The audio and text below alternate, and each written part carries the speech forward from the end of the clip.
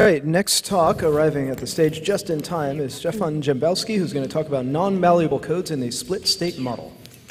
Okay, so this is a new result that I have with Tomasz, Kazana, and Maciej Obremski, and it's about non-malleable codes. So what we have is we solve an open problem from our paper with Krzysztof Pietrzak and Daniel Weeks from ICS 2010. Namely, we construct non-malleable codes that are information theoretically secure in the split-state model, and now I'm going to explain what non-malleable codes are. So these are codes, and it's all about tampering. Okay, so it's tamper-resilient security. We want to have a secure coding scheme that's secure against tampering. So it's a coding scheme where you can encode message and put it on some device, and it should be secure against tampering in some way that I will explain soon. So this is what I mean by tampering.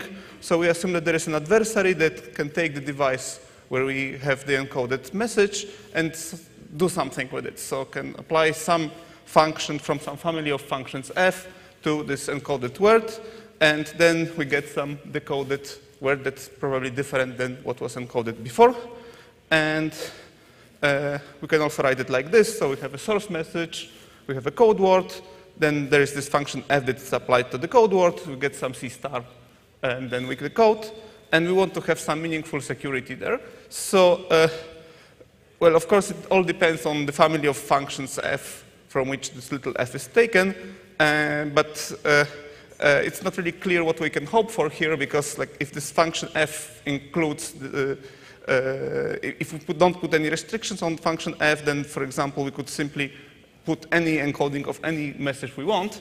So the security notion that we came up with in our 2010 paper was the non-malleability. So of course it's taken from the seminal paper of Dwork et al. From 1991, the notion of non-malleability. What we have is the non-malleability in this context, which means that what we require is that this message S that is decoded, the secret S, is either equal to the old secret, so like nothing has changed, or it is completely unrelated. Okay, so it's a completely fresh message.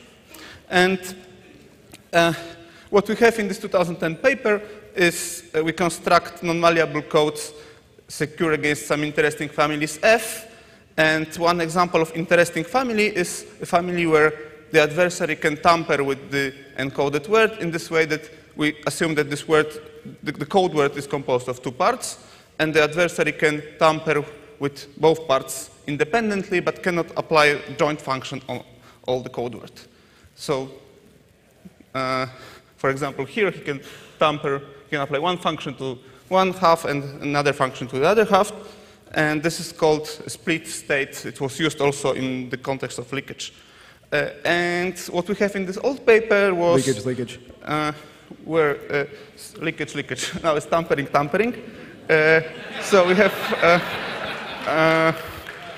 a construction that is secure in the random oracle model, and basically what we do in this new paper is we have a scheme that is secure information theoretically, and we can also tolerate some small leakage from C before tampering.